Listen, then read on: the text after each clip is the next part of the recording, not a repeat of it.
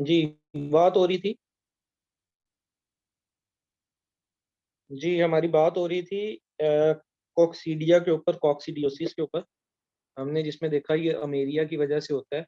अमेरिया की आगे 9 स्पीशीज़ होती हैं, उनमें से जो अमेरिया टिनेला है, वो सिकल कॉक्सीडियोसिस करता है। इमेरिया नेकाट्रिक्स जो है, वो इंटेस्टाइनल कॉक्सीडियोसिस करता है। फिर हमने ट्रीटमेंट की बात देखी। ट्रीटमेंट में मैंने आपको बताया कि इसमें जो ड्रग्स यूज़ होती हैं, सल्फा ड्रग यूज़ होती है, एम्प्रोलियम यूज़ होती है और टॉट्राज़ोलिल यूज़ होती है, जो मेजर ड्रग्स यूज़ होती हैं। मोस्टली हम सल्फा ड्रग यूज़ करते हैं, लेकिन सल्फा ड्रग नेफ्रोटॉक्सिक हैं, किडनी को नुकसान पहुँचाती हैं, सकती हैं अगर किडनी में पहले ऑलरेडी कोई प्रॉब्लम है। तो अगर आप ब्लड को ओपन करें और उसमें किडनी का प्रॉब्लम आपको लगे तो आप फिर वो सल्फा ड्रग यूज़ नहीं करवाएँगे, एम्प्रोलियम यूज़ करवाएँगे, ठीक है? और इसके अलावा जो है, वो हम विटामिन ए और के भी यूज़ करते हैं सपोर्टिव थेरेपी के तौर पे, क्योंकि विटामिन के का आपको फंक्शन पता है कि ये ब्लड को रोकता है। तो इसमें क्योंकि ब्लीडिंग हो रही होती है, तो उसको रोकने के लिए हम विटामिन के का भी यूज़ कराते हैं बर्ड्स के अंदर। तो ये हमारे हो गए जो है इंटरनल पैरासाइट्स के बारे में। इंटरनल पैरासाइट्स में हमने जो है वो मेजर 5 का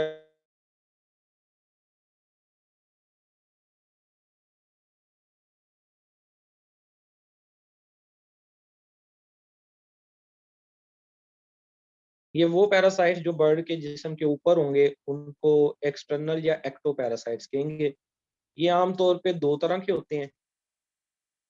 एक होते हैं जी परमानेंट, दूसरे होते हैं इंटरमिटेंट। परमानेंट कौन से होते हैं जी? जो सारी स्टेजेस अपनी डेवलपमेंट की होस्ट के ऊपर ही पूरी करते हैं, ठीक है? इनकी डेवलपमेंटल स्टेजेस आपको पता है होती हैं। oocytes एग्स बनते हैं, लार्वा बनते हैं, डिफरेंट फिर वो प्यूपा बनते हैं, उसके बाद अडल्ट बनता है, इस तरह करके या हर किसी की अपनी अलग होती है। किसी में सिस्टीसर्कस और वो सारा प्रोसीजर होता है। तो परमानेंट परमानेंट पैरासाइट्स कौन से होंगे? एक्टो की बात कर रहे हैं जो जिस्म के ऊपर होते हैं, जो सारी अपनी स्टेजेस बर्ड के जिस्म के ऊपर ही पूरी करेंगे। ठीक है? उसमें लाइस और माइट्स हैं शामिल, ठीक है? लाइस और माइट एक्सटर्नल पैरासाइट्स में शामिल हैं और उनकी वजह से आप डिजीज़ेज़ 2 देखिएगा, नाम याद रखिएगा। डंपलिंग माइट की वजह से बॉडी मेंज होती है और स्केली लेग माइट की वजह से लेग मेंज होती है। ये आप याद रखिएगा इनके नाम, रटा मार के याद रखते हैं स्लाइडों से। इंटरमिटेंट होस्ट, इंटरमिटेंट पैरासाइट्स कौन से होते हैं? जो कुछ अपनी जो डेवलपमेंटल स्टेजेस हैं वो होस्ट के ऊपर पूरी करेंगे और कुछ सराउंडिंग पे पूरी करेंगे। हो सकता है वो लिटर के अंदर अपनी डेवलपमेंटल स्टेजेस कुछ पूरी कर लें, ठीक है? यूटेंसिल्स के साथ पूरी कर लें, किसी और बर्ड के साथ पूरी कर लें और फिर वो जो है दोबारा उस बर्ड के अंदर आएँ। सारी स्टेजेस उसके ऊपर पूरी नहीं करेंगे। इसकी एग्ज़ाम्पल्स में ये देखिएगा, रेड माइट आती है, जिसको रोस्ट माइट भी कहते हैं और टिक्स आ जाती हैं। टिक्स की एग्जांपल में वो 2 नाम दे रहा है, अर्गस पर्सिकस और अर्गस रिफ्लेक्सस, ठीक है? अब इधर हमने क्या देखा? इधर हमने देखा कि एक्टोपैरासाइट्स आमतौर पे 2 तरह के होते हैं, एक होते हैं परमानेंट। परमानेंट की एग्जांपल्स में हमने देखा लाइस और माइट आ जाती हैं। इंटरमिटेंट पैरा देखे हमने पैरासाइट कौन से होते हैं जो कुछ अपनी स्टेजेस लाइफ की एक बर्ड के ऊपर पूरी करते हैं, बाकी वो जो कुछ स्टेजेस हैं किसी और होस्ट पे या किसी सराउंडिंग पे कंप्लीट करते हैं, उनमें कौन सा मेजर आ जाता है? टिक्स आ जाती हैं, ठीक है? लाइस और माइट परमानेंट है और टिक्स जो हैं वो इंटरमिटेंट है। अच्छा जी, उसके बाद आते हैं हम डायग्नोसिस की तरफ।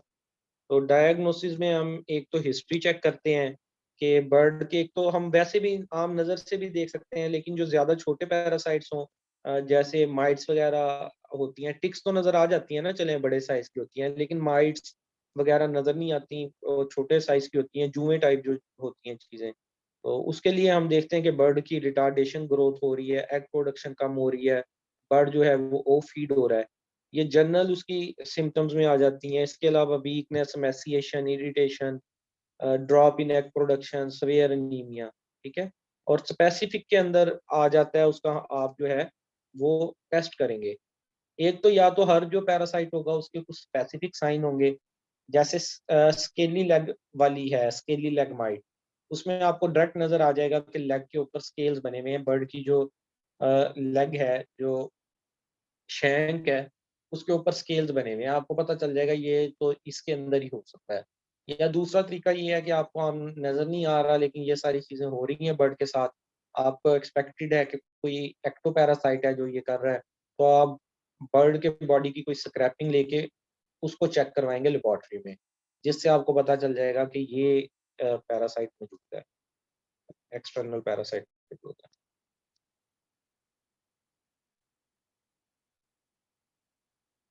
अच्छा, यहाँ आपने नाम बस याद कर लेने हैं। एक तो ये स्केली लेग डिजीज का जो काजेटिव एजेंट है उसका क्या नाम है, निमेडोकोप्टस म्यूटेंस, ठीक है जी।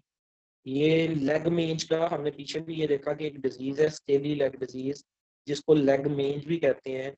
वो एक्सटर्नल पैरासाइट की वजह से होती है। उस एक्सटर्नल पैरासाइट का आपने नाम याद रख लेना है, ठीक है, नेमिडोकोप्टस म्यूटेंस।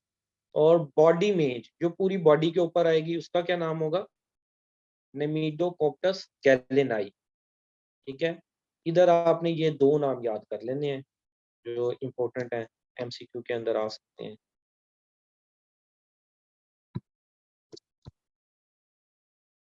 सॉरी, स्लाइड मूव करके एक मिनट जी।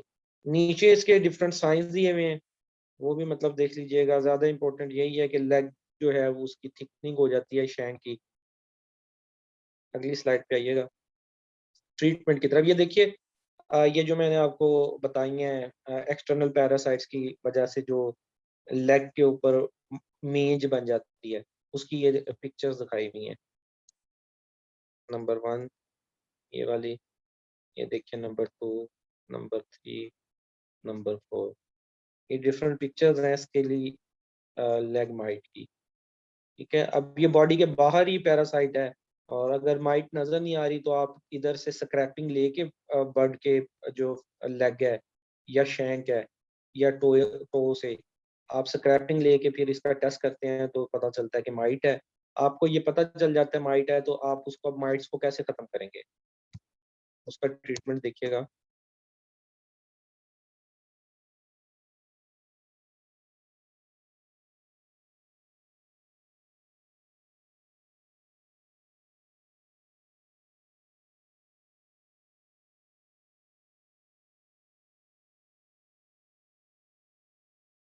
जी, ये ट्रीटमेंट देखिएगा कि पहले नंबर पे जो उसका शैंक है उसको वार्म वाटर के अंदर डिप करेंगे और ग्लेसिरोल या ऑयल लगाएंगे, ठीक है। ग्लेसिरोल या ऑयल लगाएंगे, वार्म वाटर के अंदर उसकी शैंक को डिप करेंगे। दूसरा तरीकाकार क्या हो सकता है कि आप जो बर्ड की, ये बात हो रही है स्केली लेग डिजीज की, जिसमें सिर्फ लेग पे प्रॉब्लम आया, बाकी जिस्म पे प्रॉब्लम नहीं आया। तो चूंकि शैंक तक प्रॉब्लम आ रहा है, तो शैंक को आप ट्रीट करेंगे वार्म वाटर या ग्लेसरोल से, या आप उसको कैरोसिन या क्रूड पेट्रोलियम से भी कर सकते हैं। आप एक कम्बिनेशन बना सकते हैं कि आप कैरोसिन लें, कुछ उसके अंदर ऑयल मिलाएं, कुछ मतलब ये कम्बिनेशन सा बना के बर्ड को डिप करेंगे, जिसकी वजह से जो माइट है वो खत्म हो जाएगी। फिर एक तरीकाकार बताया हुआ है, ठीक है, कि आप सल्फर ऑइंटमेंट भी यूज कर सकते हैं। इसके अलावा आप कुछ जो है वो बनी बनाई प्रिपरेशन भी यूज कर सकते हैं। और अगर बॉडी मेंज है, पूरी बॉडी के ऊपर है, तो आप क्या करेंगे, सल्फर ऑइंटमेंट 155 ये नाम है मेडिसन का, सल्फर ऑइंटमेंट। इसके अंदर जो है डायरेक्ट आप ये लगाते हैं ताकि ये जो बर्ड के जिस्म पे स्केल्स वगैरह बन गए हैं वो रिमूव हो जाए, और जो उसके पॉजिटिव एजेंट मौजूद है वो भी खत्म हो। ठीक है, ये ट्रीटमेंट आ गया कि बर्ड के बॉडी पे एक्सटर्नल पैरासाइट है, तो आप उसको एक्सटर्नल तरीके से ही खत्म कर देंगे ना, कोई ऐसी चीज अप्लाई करेंगे बर्ड की बॉडी के ऊपर जिसकी वजह से उसके जो साइंस एंड सिम्टम्स हैं वो खत्म हो जाए। उसमें हमने देखा कि वो ऐसे ख़त्म हो सकते हैं कि आप वार्म वाटर या डिफरेंट मेडिसिन्स के कॉम्बिनेशंस हैं, जिसमें आप क्रूड पेट्रोलियम भी यूज़ कर सकते हैं। आप सिंपल जो है ग्लिसरॉल या कोई ऑयल यूज़ कर सकते हैं, या कुछ प्रिपरेशंस आती हैं मार्केट के अंदर अवेलेबल हैं, ये टॉपिकल ऑइंटमेंट्स उनको यूज़ कर सकते हैं, या फिर सल्फर आप यूज़ कर सकते हैं, ताकि वो स्केल्स ठीक हो जाएँ जो बर्ड्स के जिस्म पे बने हैं। और इधर ये टिक्स देखिएगा, टिक्स के अंदर आपने 2 नाम याद रखने हैं मेजर, बल्कि ये 3 ही कर लें। आर्गस पर्सिकस, ये वाली। उसके बाद ये देखिएगा डरमेनेसस गैलेनाई, और ये नीचे वाली देखिएगा फप्पे-कुटनी टाइप सी, खतरनाक सी है देखें कितनी। मेनोपान गैलेनाई, ठीक है? ये 3 टाइप की टिक्स हैं। टिक्स आपको पता है इंटरमिटेंट एक्टोपैरासाइट हैं। पीछे पिछली स्लाइड में हमने देखा था कि जो एक्सटर्नल पैरासाइट होते हैं वो कितनी टाइप के होते हैं? 2 टाइप के। एक होते हैं इंटरमिटेंट और एक होते हैं परमानेंट। परमानेंट में हमने देखा था माइट और लाइस आती है, और टिक्स जो हैं वो इंटरमिटेंट में आते हैं। तो यहाँ पे वही बात कि टिक्स जो हैं वो इंटरमिटेंट एक्टोपैरासाइट्स हैं, और इनका लाइफ साइकिल ऑलमोस्ट 1 मंथ का होता है। उसके बाद इसकी कुछ ख़ुसूसियत लिखी हुई हैं। बाकी आपने इनके नाम याद रखने हैं कि ये 3 टिक्स हैं इम्पोर्टेंट, ठीक है? अर्गस पेर्सिकस, टर्मेनिसस गैलेनाई और मेनोपान गैलेनाई। ये टिक्स के अंदर आता है। वो दरमियान में एक माइट का नाम डाल के, स्केली लग माइट या किसी का नाम डाल के वो आपसे पूछ सकता है कि इनमें से कौन-सी जो है वो टिक नहीं है। 3 का नाम यहाँ से दिया हो और एक माइट का नाम दिया हो, तो फिर वो प्रॉब्लम होगा। एमसीक्यू बनाया तो कोई बच्चा ये वाला एमसीक्यू भी बना ले। इसके भी एमसीक्यूज़ बनवाएँगे, ठीक है? इसके लिए फिर आप क्या करते हैं, टिक्स के लिए आप एक तो स्प्रे करवाते हैं इंसेक्टिसाइड का, क्योंकि ये एक इंसेक्ट है इसको खत्म करवाने का। और ज़्यादा बेहतर तरीका का तो ये होता है कि आप फार्म के अंदर स्प्रे करवा रहे हैं तो बर्ड के ऊपर भी स्प्रे कराएँ, क्योंकि बर्ड की जो है वो स्किन के ऊपर मौजूद है, ठीक है? और डिपिंग भी करवा सकते हैं परिंदे की। ये देखें सॉल्युबल जो इंसेक्टिसाइड्स हैं, ये डिफरेंट नाम लिखे हुए हैं, ये प्रिपरेशन जो हैं कमर्शियल प्रिपरेशंस हैं, नेगोवान, केमेटोक्स और एक्टोमिन, ठीक है? नेगावान पाउडर भी आता है, वो यूज़ आप कर सकते हैं, जिसकी वजह से जानवर जो ये है बर्ड है, उसकी बॉडी के ऊपर जो पैरासाइट्स हैं वो ख़त्म होंगे। लार्ज फ्लॉक है, तो उसमें आप स्प्रे करवा सकते हैं, स्प्रेयर मशीन के ज़रिए। उसके अंदर आप डालेंगे इंसेक्टिसाइड, वाटर मिलाएँगे और बर्ड्स के ऊपर स्प्रे कर देंगे, ठीक है? ये इसके कंट्रोल एंड ट्रीटमेंट में आ गया एक्सटर्नल पैरासाइट्स के। इसके अलावा डस्टिंग कर सकते हैं, डस्टिंग का मैंने आपको पहले भी बताया था, ठीक है? कि आप नॉन सॉल्युबल इंसेक्टिसाइड्स लेंगे, ये नाम कुछ दिए हुए हैं, केमेक्सन, पायथम, और ये फिलहाल ये नाम याद करने की तो इतनी मुश्किल है, ये तो आपको तभी याद होंगे जब आप लेक्चर को दोबारा से देखेंगे। फिलहाल बस जस्ट ये कंसेप्ट समझें कि बर्ड्स का जो होता है उसको कंट्रोल करने के लिए आप स्प्रे कर सकते हैं, डस्टिंग कर सकते हैं और फ्यूमिगेशन कर सकते हैं, जो एक्सटर्नल पैरासाइट्स होते हैं। फिर उसमें नाम आगे क्या-क्या हैं जो हैं इन मेडिकेशंस के, वो फिर आप जो हैं बाद में याद करेंगे, या जो डिफरेंट पैरासाइट्स के नाम हैं स्पेसिफिक, ये 10-12 ही होंगे जो अब तक हमने डिस्कस किए हैं। वो 1 पेजर आप बना के एक लेक्चर का, ठीक है? और कोशिश करें आप 1 पेजर बनाते जाएँ, जैसे-जैसे जिस चीज़ का टेस्ट होता है, पोल्ट्री का जब टेस्ट होगा तो 4 लेक्चर हैं। 4 लेक्चर के आप 4 1 पेजर बना लें, 1 पेज के ऊपर पूरा लेक्चर कर लें। पेपर से पहले ये स्लाइडें खोल के सारी कोई नहीं पढ़ी जानी है आपसे, ठीक है? तो इनमें जो आपको पॉइंट लगे एमसीक्यूज़ के हवाले से अहम है, उसका 1 पेजर बनाएँ। अगले लेक्चर का 1 पेजर बनाएँ, ताकि पेपर से पिछले दिन आप वो चीज़ें रिपीट कर सकें, और इंटरव्यू में भी ये चीज़ें आपको काफ़ी ज़्यादा हेल्प देंगी। इंटरव्यू से पहले भी वो यही चीज़ें जो हैं मेजर पॉइंट पूछता है। अच्छा, फ्यूमिगेशन की जा सकती है इसके अलावा। ये प्रोसीजर जो है ना डस्टिंग का, स्प्रे का, फ्यूमिगेशन का, इनमें थोड़ा-थोड़ा सा जस्ट डिफरेंस होता है। फ्यूमिगेशन के अंदर हम जो है वो फ्यूम्स बनाते हैं, धुआं देते हैं, ठीक है।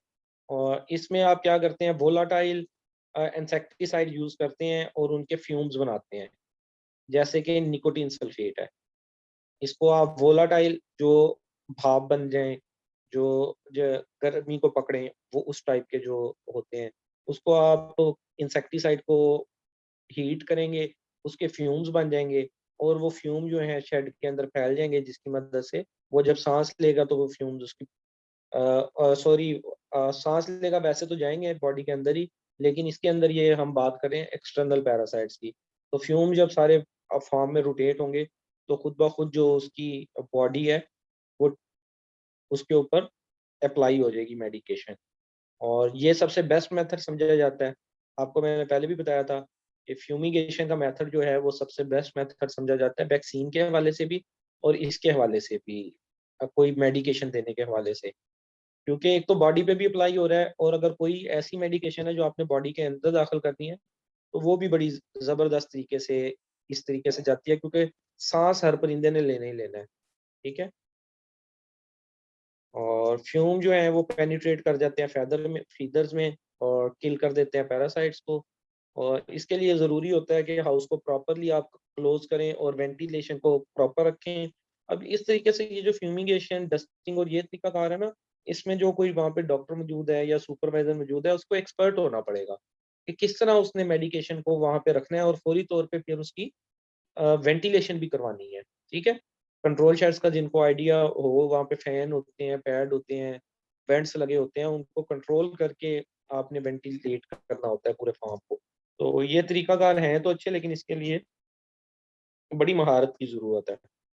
ये ना हो पैरासाइट तो मर जाए, लेकिन ऑक्सीजन की कमी की वजह से थोड़ी देर बाद बर्ड भी मर जाए हैं, ऑनर का स्यापा ही खत्म कर दें आप, जो है जो उसने इंतजार करना है इतने दिनों, तो उनको फायदा हो, ठीक है।